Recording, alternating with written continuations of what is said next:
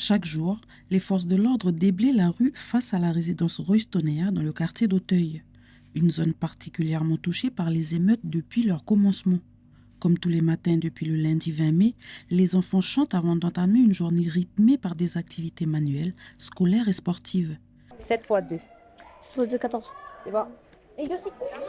Il doit coordonner à la dernière. Les enfants sont répartis en 3 groupes.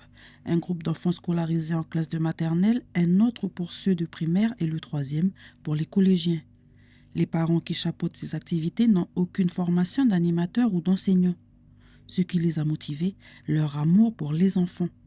Cette initiative a été mise en place pour pallier à la peur ressentie par les jeunes habitants de la résidence suite aux altercations avec les forces de l'ordre qui ont eu lieu dans le quartier. En premier lieu, avec les parents, on s'est concerté et on a pris la sécurité, on leur a fait apprendre des spectacles. Et voilà, pour que leur journée soit tellement remplie que la nuit, eh bien, ils arrivent à trouver le sommeil et n'entendent plus les détonations. Du coup, en faisant en sorte que leur journée soit remplie de joie et de rire.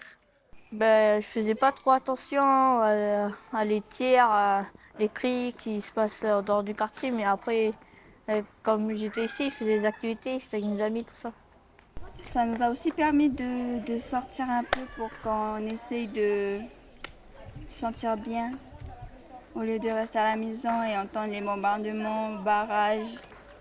C'était dur au début parce que ça faisait sursauter les cris de dehors et les bombardements, ça faisait peur.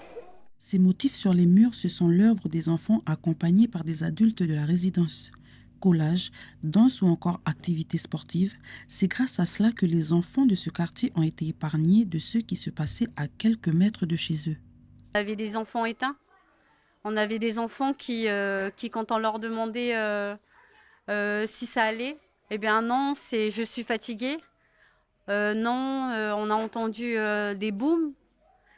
Et puis aujourd'hui, on a la fierté, nous, je parle en tant que pour tous les parents de cette résidence, on a la fierté qu'aujourd'hui, on leur demande comment vous allez. Et bien, eux, ils parlent déjà de leur prochaine activité. Si beaucoup d'entre eux ont repris le chemin de l'école, certains des enfants du quartier continueront les activités ici, car il y en a parmi eux dont les parents préfèrent les garder à la maison et d'autres dont les établissements ont été incendiés ou dégradés.